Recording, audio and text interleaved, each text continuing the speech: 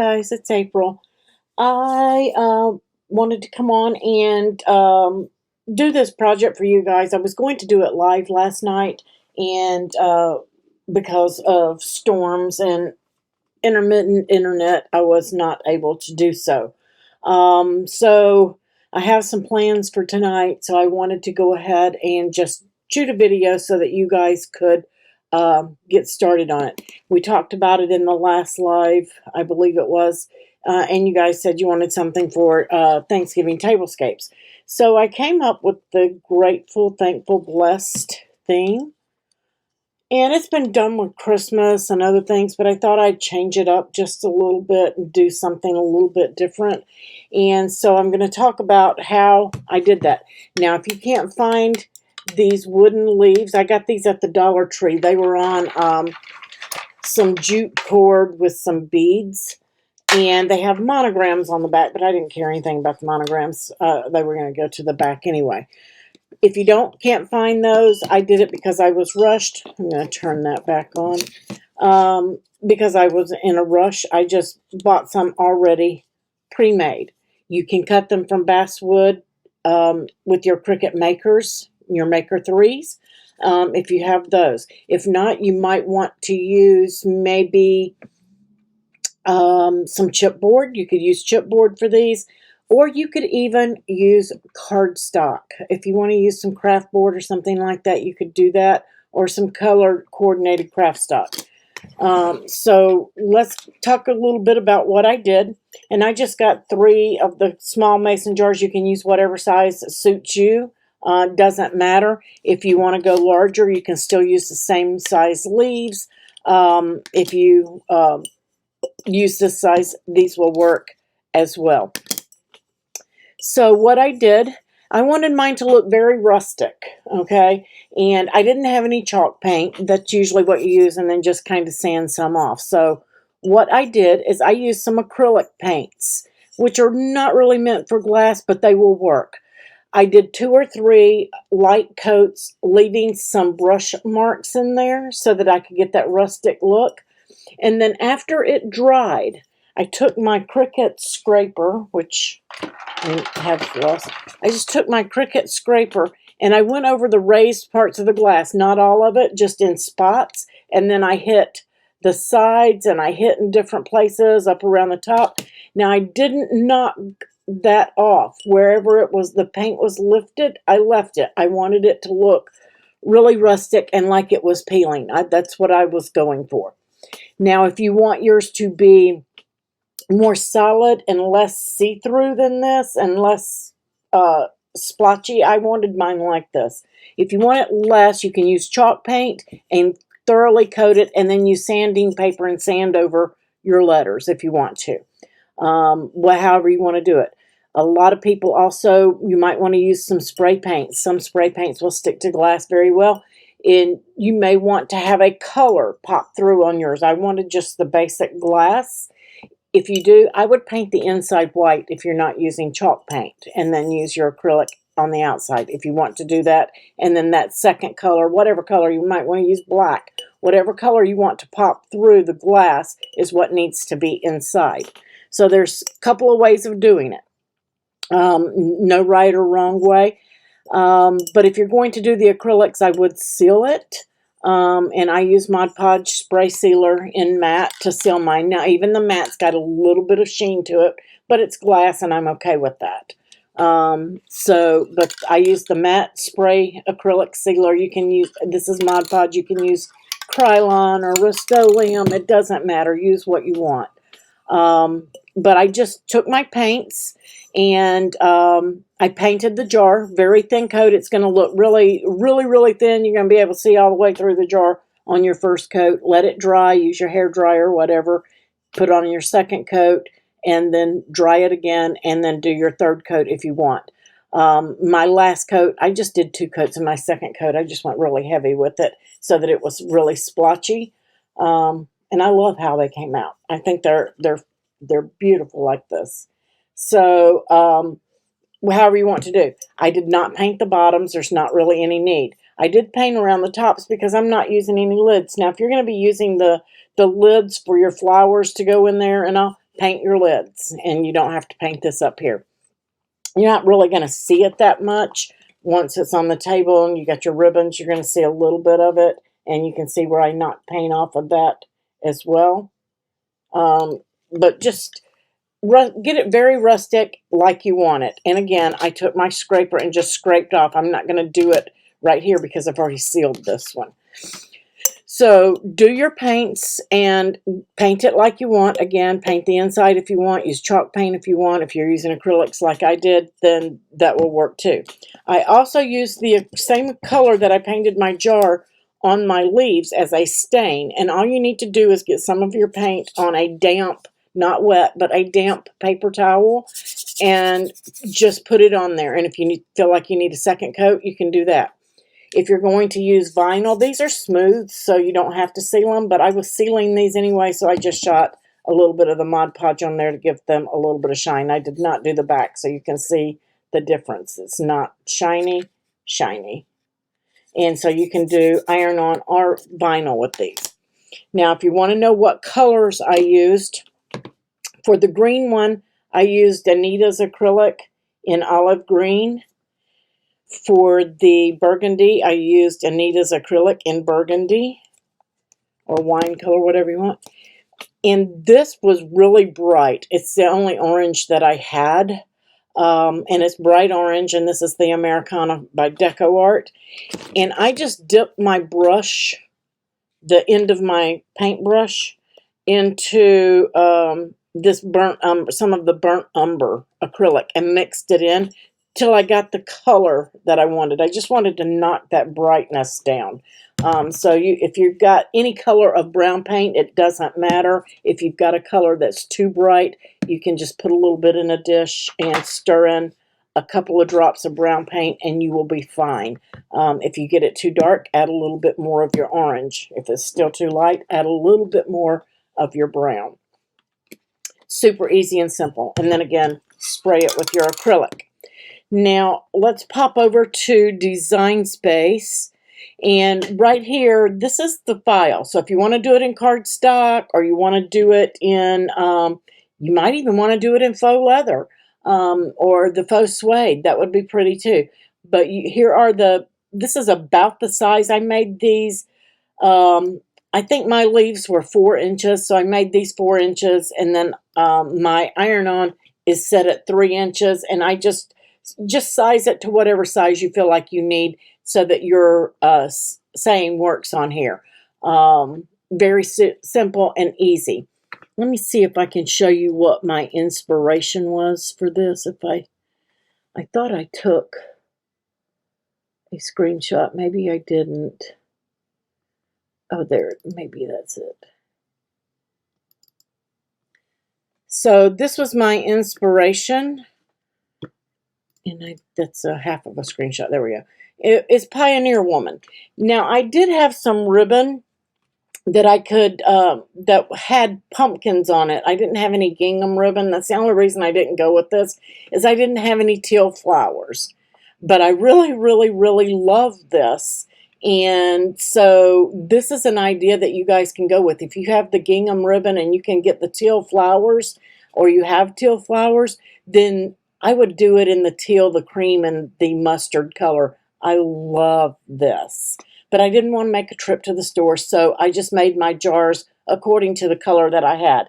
Now, these are probably glass all the way through. They're not painted, but you can paint the inside of your jar and get this exact look. And again, I would paint the inside of my jar, and then I would use the vinyl in the colors like they did here, white and teal, and just put vinyl on the outside instead of doing it on the leaves. But I thought it was really, really cute, or you could do it on the leaves instead of the jar. Totally up to you. But that's where my inspiration came from on this one. So let's pop back over. Again, size this up to whatever size you feel like you need and what works for you. All right. And let's see. Here we go. And I've already cut my iron-on. When you cut your iron-on, you're going to put the pretty side, the pretty shiny side, to the mat. Okay? You want the ugly side up. And I am using Cricut's black gold glitter, and it's just gorgeous, gorgeous, gorgeous. Can't find my pokey tool. I got my tweezers here. I have so much going on here. So I'm just going to start. Make sure that you mirror. Don't forget to mirror. You can either flip it in the canvas and then just cut it normally, or you mirror it when you select your iron-on. And so you're just going to weed out the unwanted pieces. And this one is the blessed one.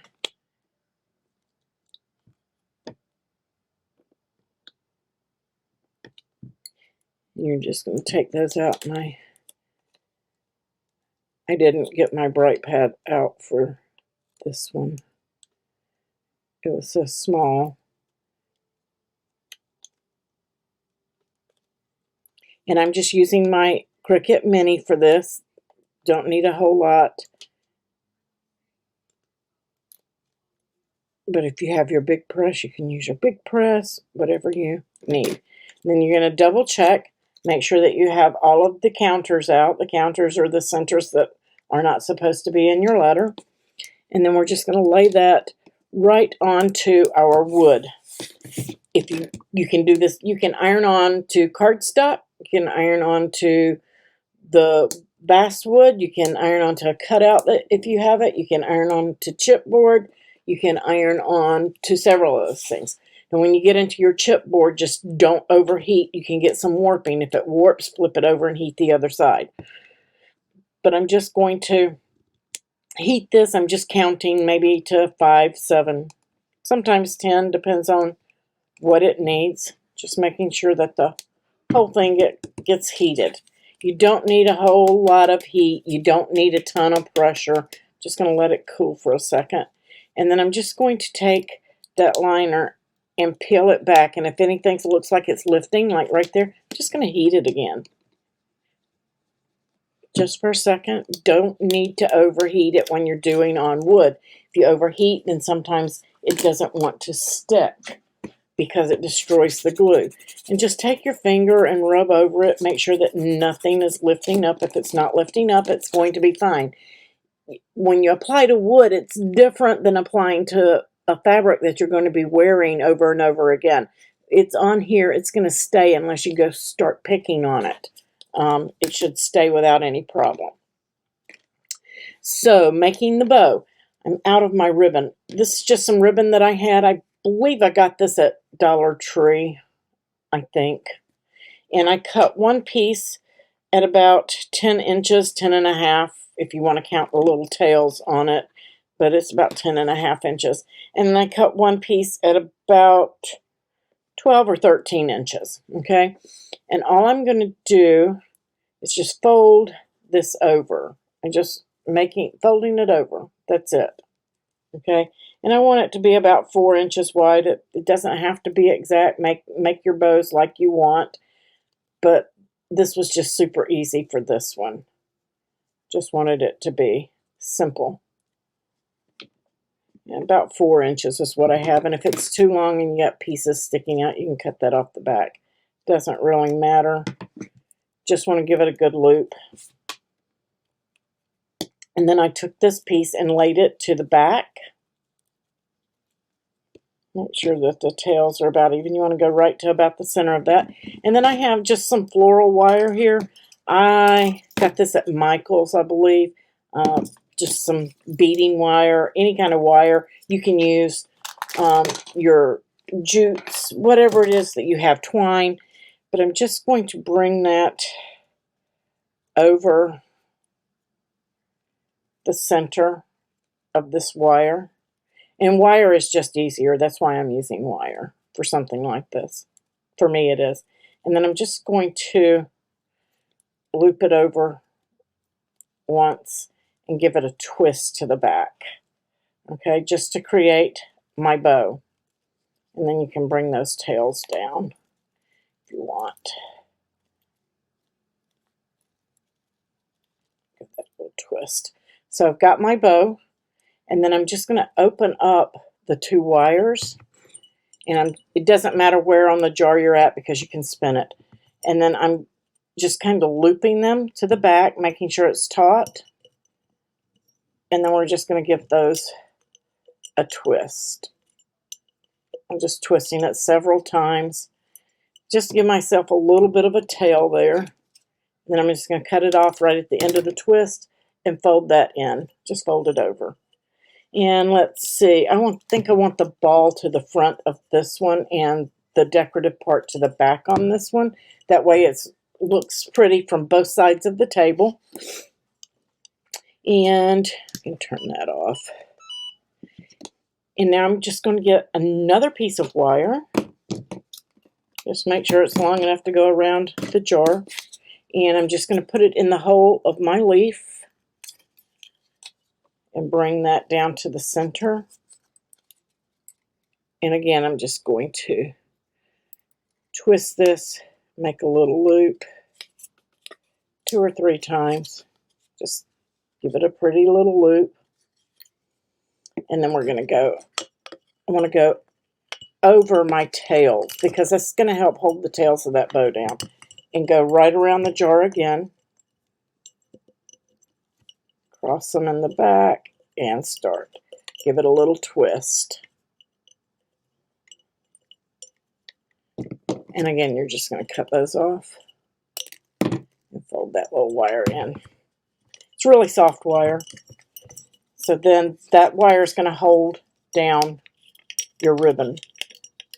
Okay. And you can trim your ribbon off to the sides there. I've got mine going almost to the bottom, not quite. And trim them like you want. And then you can pop in your flowers. I didn't do anything special except bend my wire up and then just kind of filled it out. And I'm going to get you guys some photos, but I'm just going to flip this over so you can see. It's going to be on your table similar to this. Grateful, thankful, and blessed. Super fun, easy, and simple project. A little bit of iron on. And if you feel like that your jars are not weighted down enough, you can put in any kind of mix into the bottom. They have the decorative fillers at Michael's. And so you could put that in the bottom of it if you need it to weight yours down or keep your flowers into their position. Or you can use a piece of foam because it's painted. Nobody's going to see it.